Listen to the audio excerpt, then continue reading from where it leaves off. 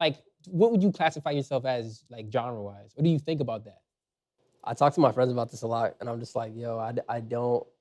Sometimes I disconnect from the idea of me being the artist. I feel like I'm the genre. I'm not really an artist. Or at least like the majority of me is the genre, and a small amount of me is the artist. You know. But when people tell me this, and like I just feel like fucking around, I'll just tell them, yeah, I'm a genreless black hole. You know, I could do. I just feel like my capabilities are limitless when it comes to music, because I just like music. You know, so I feel like because of my look, I get boxed into this like punk shit. Yeah. But I do everything.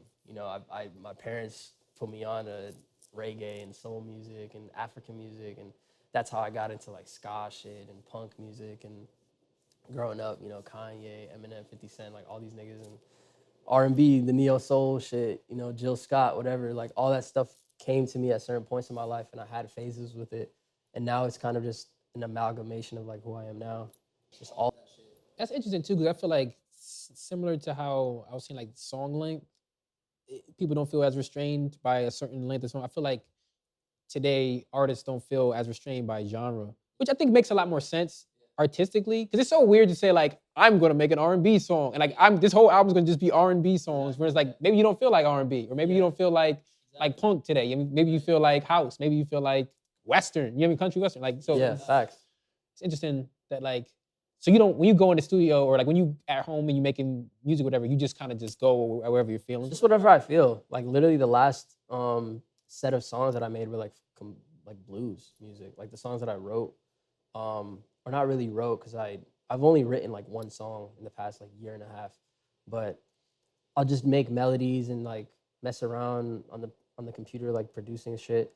And that whole concept was blues music, like straight up blues, like 1940s blues shit. Yeah, and just like obviously with what I liked in it, you know what I mean? I don't know. Yeah. I feel like in today's, I always ask artists when I talk to them, like especially people I know, like how do you restrain yourself from releasing music? Because I feel like in today's marketplace, there's like a pressure to like have constant output. So how do you like combat, like, because I know everyone's like, I got this dope song I just made, I want to put it out, but also like I'm gonna just hold it back. So how do you balance that in your head? Yeah, it's weird because I definitely have had like my moments where I'll go on a hiatus on Instagram, I'll deactivate. Like the last time I deactivated was for like a good 11 months. And then before that, it was for a year and a half. Like I don't mind Instagram anymore. I feel like I'm in a really solid place in my life where I can tolerate it.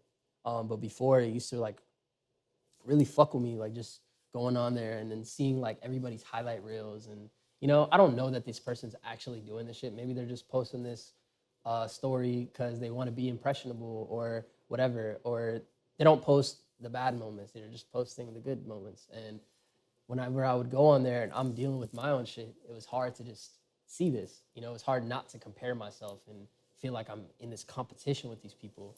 But now I feel like I have so much love for myself where I'm like abundant enough to just give it to people.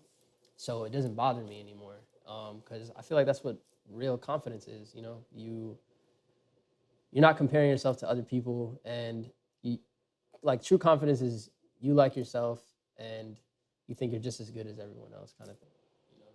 So you never feel like any of those times when you deactivated that like it hampered your outreach? Like when you came back to the platform or whatever, you didn't feel like, I think it was just the algorithm shit, because I know the Instagram algorithm was weird, and I remember people were posting about it like, oh man, this is fucking with my bread, like, you know what I'm saying? This is how I make my money, this is how I feed my kids and shit, and I'm just like, man, this is fucked up. Because before I felt like, the stories, I was reaching more people, the posts, it was on everyone's timeline.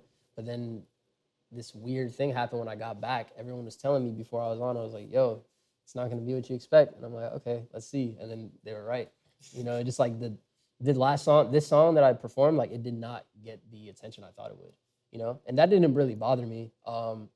It was just the fact that this platform could change so suddenly, for anybody, and you could have that momentum and you can have the people, but it really depends on like the technology and shit too. At the same time, you could do the most you want to do, but now they're kind of like helping people out that are willing to invest into their careers. And you know, every single post you have, if you have a business account, it says boost post.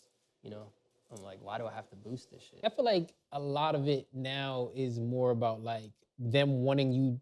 I feel like Instagram and Twitter, whatever, they all pop up as like not I won't say altruistic, but like it was supposed to just be what it is. Like it's supposed to be just a place to reach out to people, to post pictures or whatever. And then people found ways to turn that into a way to boost their own platform.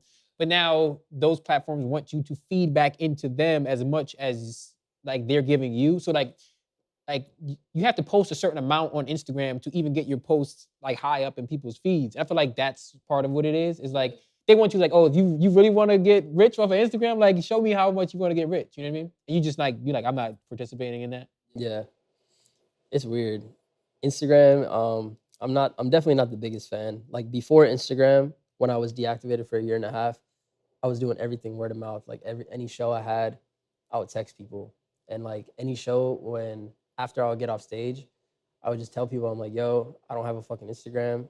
Take my number. You know, let's actually like have a relationship, because I don't want you to just be that like or follow or comment. You know, we're not gonna have a real relationship. So I ended up like becoming really close with a lot of people that I met, like a lot of supporters at shows that I did. And we would end up FaceTiming. They would call me about their relationships and shit like that. And just anything. We would go out to eat, you know, we would go to a show, like just anything like that. There's times where, like there's this one dude who came to a show in LA. We're like super close now. He lives, he used to live in Boston. And I literally drove all the way to Boston just to see this fool, just to kick it, you know? And that's the relationship that I created just from me being on stage, not having Instagram. Because I couldn't imagine what it would have been like if we just followed each other and it was just so casual like that. And we just see what the fuck we're up to. And, oh, bro, this is sick. Like that comment, and that's it. You know, there's no substance to it. There's no depth. It's just so surface level. And I hate that shit. Who do you model yourself after career wise? Not sound wise, but like who do you see like their career and say like I wish I could like carve a path like that?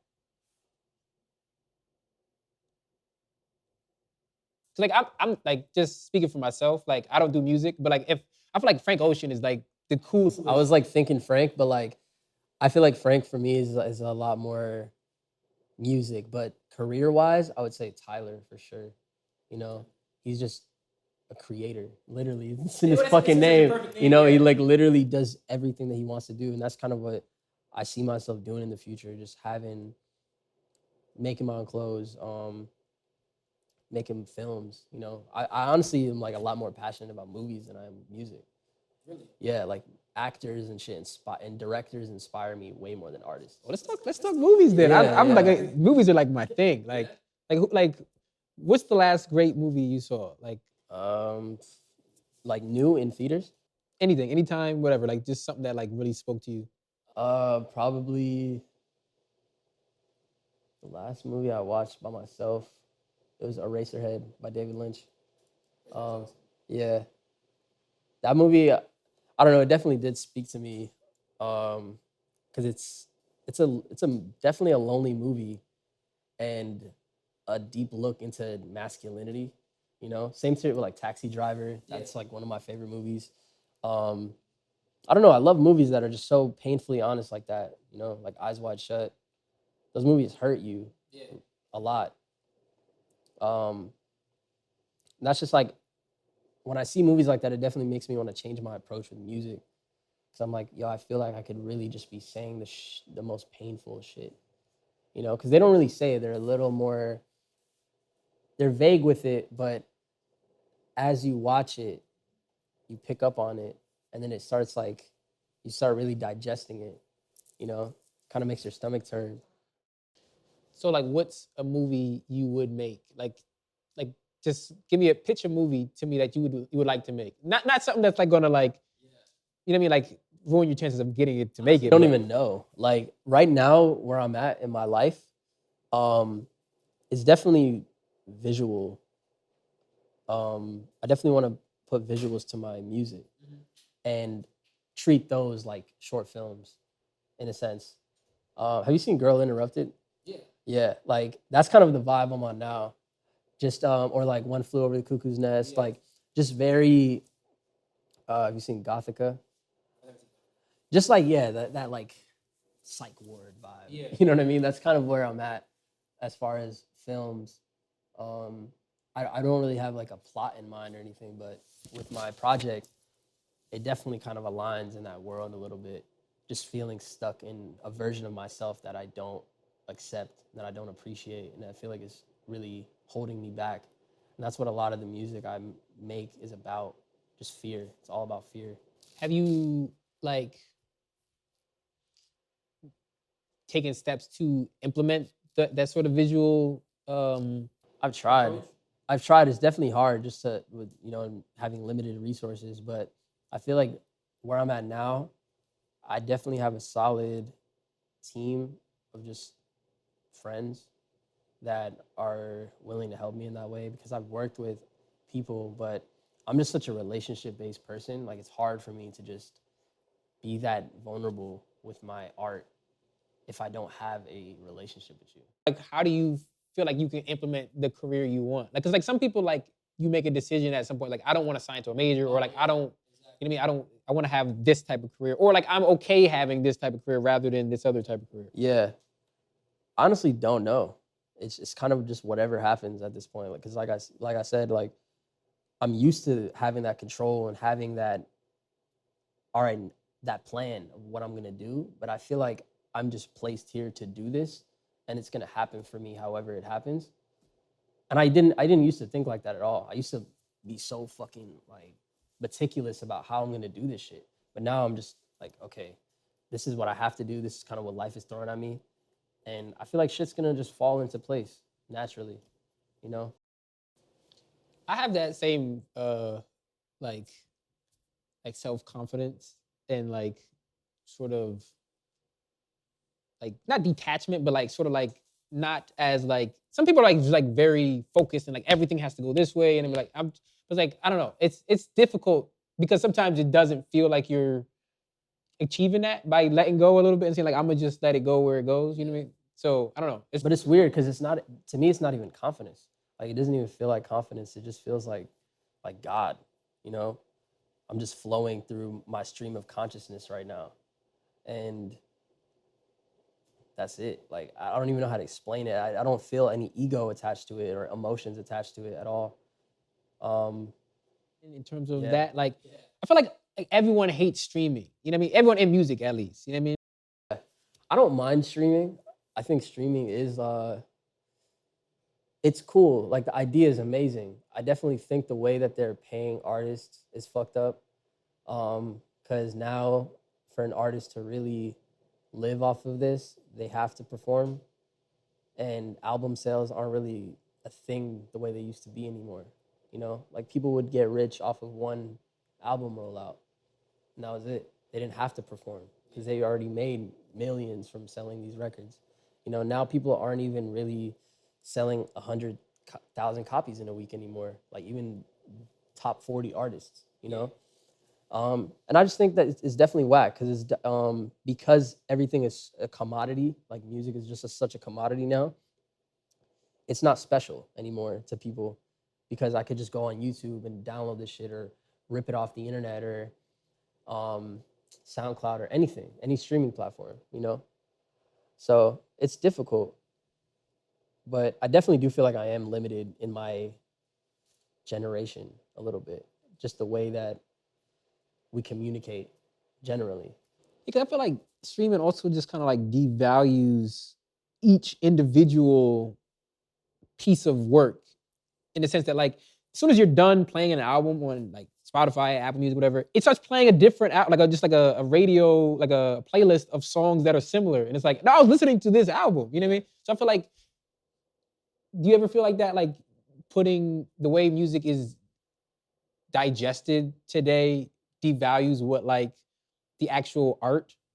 And that's why like that's why so many more people are like do more EPs and more in between. Like the album isn't as a big a deal as it used to be. You know what I mean? You think that influences that? Yeah, that's literally what I was just gonna say. Because we're not in this like album cut world. We're in this single world right now. Um, where yeah, when you do have a Spotify radio, instead of it being the rest of those songs on the album, it will be like songs from other artists and probably their biggest songs or one of their top 5 biggest songs. And I feel like it kind of it definitely devalues the artistry, you know? Because for someone like me, I definitely see myself having a multi-genre album, whatever that means, you know? Not just something that is boxed in. Because I'm the type of person, like when I listen to music and when I make music, I like the nuances in music. I like the weird shit. I like the Easter eggs, you know? So I feel like that albums have space for that. Singles don't really have space for that shit, you know? Because once you have the context, you're able to really dive into this world and internalize and digest it, like you said, you know? And we're not there right now. We're definitely not there. Like albums are not being appreciated right now. Even me, like I haven't been listening to albums that lately. Yeah, I've like really tried to force myself over the last couple of years to like, if there's an artist whose music is dropping, like I was like, I'm not gonna like, like on Fridays, I'm like, oh, this 12 artists or this 100 artists are putting out albums. I'm like, no, these are the 4 artists I like. I'm gonna just listen to this album for like a week straight, like kind of like remove myself from the ecosystem that they're putting us in. Like, how do you feel like you can combat that as an artist? Like the way we consume music now. Like, how do you feel like you can like let your music have space to breathe and have that context and those Easter eggs and stuff, but also have the staying power? Because that's like one of the things is the biggest issue is that like somebody will drop an album today and like in 3 days no one's talking about it anymore. Like how do you feel you can combat that? I don't know. I think it's definitely setting the intention, like while you're even making the music. Like, what do I want this to do for me and obviously the people listening? Do I want it to just be that record that no one cares about? I don't know. I feel like that question will definitely vary depending on the person. I feel like for me, I definitely have intentions when I make music. It's so I can release something because I'm not the type of person to really suppress my pain or anything. I just kind of fucking deal with it. So music definitely helps me outsource that and share it with other people. Just like my vulnerable, true, like dark thoughts and shit, you know? So I don't know. That's an interesting question. Yeah, I'm like still processing it. No, yeah, I just feel like that's like a kind of question in like a lot of people's minds. 'Cause, like I feel like part of sort of like when we were talking about attention spans and the way like streaming and everything devalue stuff. I feel like what you were saying about the intention you set when you make the project. I feel like a lot of more people make music with the intention for it to be disposed quickly, and they'll just like, I'll just flood the market. I'll just keep coming back with more. But it's like, is that doing this? That I feel like that does a disservice to them as an artist and also to the audience. You know what I mean? Like I remember like the rapper The Baby, obviously like, but like in like 2017, 2018, I thought The Baby was making like really great raps, right? Bro, that nigga was so hard. He was the I was like, this is the new fucking Kanye. Like right when he came out, I was like, this dude. It was so good, but then like he just started flooding the market, and it's like now like you hear The Baby is like on a feature or like it's like you don't care at all. Like I remember like there was a time it was like, oh, like I remember like when he first got on the radio, I was like, this is amazing. Like he was dope, and then now it's like, yeah. That's why somebody like Kendrick is valuable, and like everybody can't be Kendrick, obviously. He's got the resources and whatever, and the cachet, like culturally. But like I think is a value, and he's not the only person who does this. But like go like really develop a new project, a new like music. So when like even people who aren't necessarily huge Kendrick fans are like waiting for the next Kendrick project, just because like it's gonna be like so creatively like designed. I mean, it's gonna be a whole new thing. Like every time he puts out a project, it's like you haven't heard this from him before. Yeah, that's what I'm afraid about, like Kanye right now, because he's just spewing shit out, and I'm like, I don't know if people care about it. Like I didn't even listen to Donda, and this nigga's already about to like release Donda 2, you know? And it was just the way that it was released and talked about. I just didn't care about it for some reason, and I'm a huge Kanye fan. but definitely everything around it, and you trying to speak for yourself all the time, it definitely, I feel like, hurts the music a little bit. Because Kendrick's one of those dudes, he just lets other people speak for him, you know? The baby nigga be talking mad shit about himself, so it's like a whole different dynamic, you know? Do you feel like you could beat up Michael Jackson? Beat up? Yeah, like physically, like No. Have you heard that nigga's real voice? at any age, That nigga has a deep voice. you don't feel like you could beat him up at any age, like so Jackson 5, Michael Jackson, like you now, do you think you could beat him up then? Like beating him up? Like, No, I'm saying like, okay, let's say like you was like, obviously he's dead, so you could beat up like Michael Jackson now. I mean, anybody could beat up Michael wait, Jackson you're now. talking about like a fist fight? Yeah, I'm saying like if Michael Jackson confronted you, like at every stage of Michael Jackson, like which one do you think you could like defeat? You know what I mean? None. You don't think you could like, even like This Is It, Michael Jackson, where he was like just doing pills? That nigga definitely got hands, for sure, bro. Michael Jackson got hands. Because of like his upbringing? I don't know, bro. Like, if he can move his feet like that, he can move his hands like that, for sure. Like, he definitely do some crazy shit. That's interesting. I don't know. I feel like I could definitely beat up This Is It, Michael Jackson. Like at the end, you know what I mean? I feel like even like History, Michael Jackson. I feel like maybe not. That's when like That's such a weird ass question. I don't know. I was thinking about that recently. It's like I feel like off the wall Michael Jackson, he had too much like youthful vigor. You know what I'm saying? I wouldn't be able to do it. But like later on, I feel like I could. Do you ever get the urge to like follow somebody around and like sing at them like R&B singers used to do, and like Chris Brown? Like, you ever get that urge? Like, is that a real thing that people do? You think that's I'm real? starting to feel like Eric Andre right now. These questions. I don't know. I just feel like that happens in music videos, but like I've never seen somebody do that. Oh, hell no. I'd be like, you know, I loved the Chris Brown songs and stuff. You know, they have a deep place in me somewhere. But all that shit is just so corny to me. Like, I love R&B music, but the videos, like, you ever seen the Rain on Me video, Ashanti? Like, that video is fucking hilarious. It is so funny. But like, I love the song, you know?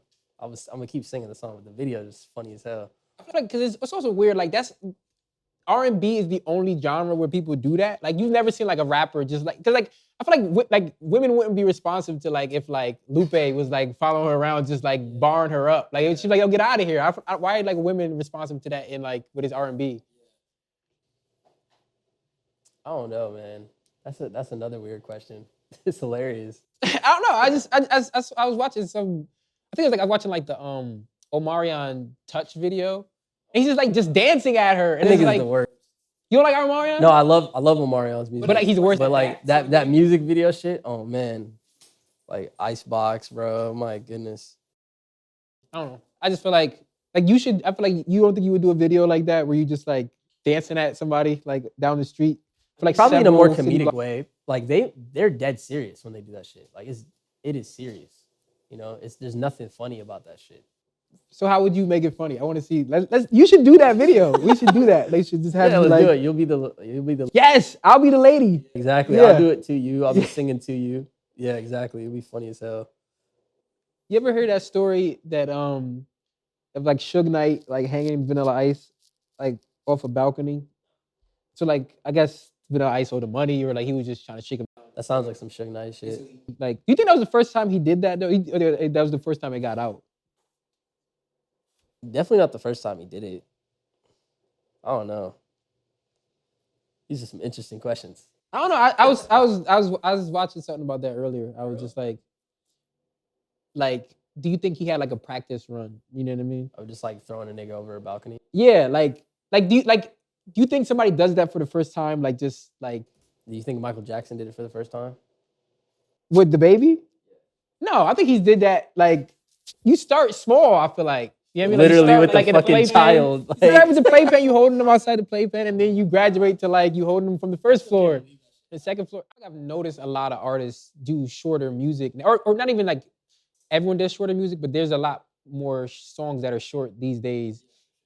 And I feel like part of that is that like it's not as dictated by the studio system, like because of like SoundCloud and like the internet allows people to just make music on their own terms, so that people don't feel the need to like I feel like at a studio in a major label system, they say this song needs to be 3 minutes or 4 minutes, but now you can do a 2 minute song. And like I think the shorter songs actually is better a lot of times because they'll like one of the oldest things in show business is like leaving wanting more. Like those your songs are like I need 4 more minutes of this. You know what I mean? Yeah, I feel you. I think it's just the time we're in. Like we're in this like snippet culture, and niggas want like they just want to have that replay value on their songs.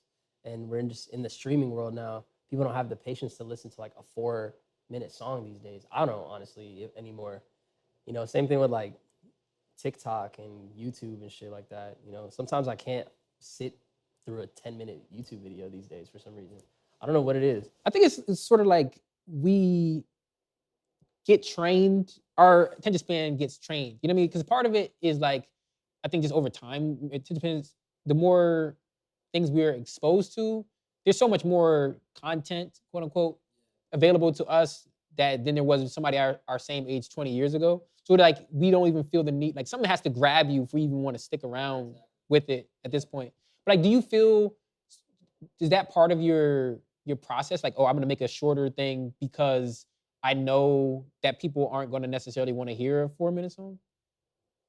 Or is it just like, I mean, I feel like there's a little bit of me trying to grab people for sure and like have that hook to reel them in, but mostly it's just the feeling. I don't really feel like making a fucking 4 minute song sometimes. You know, that should be OD. But I definitely do have songs like that. You know, house songs where it's literally just a whole minute 30 of just instruments, you know, instrumental break. Yeah. And I'm like, I don't need to do nothing here. I just want to feel it, you know? Because I feel like it's also the setting, you know? In house music, you could just fucking hear a 6 minute song and you won't even know that it's 6 doesn't minutes. feel like it at you all? know? Yeah. Same thing in a lot of like rock and roll songs and shit. Like there used to be 20-minute songs in the 80s and 70s and shit, you know? And people would just, it would feel like an 8-minute song to them, you know? But they're just playing it in their car or listening to it live where it doesn't feel that long and you're hooked in and you're prepared to listen to that shit.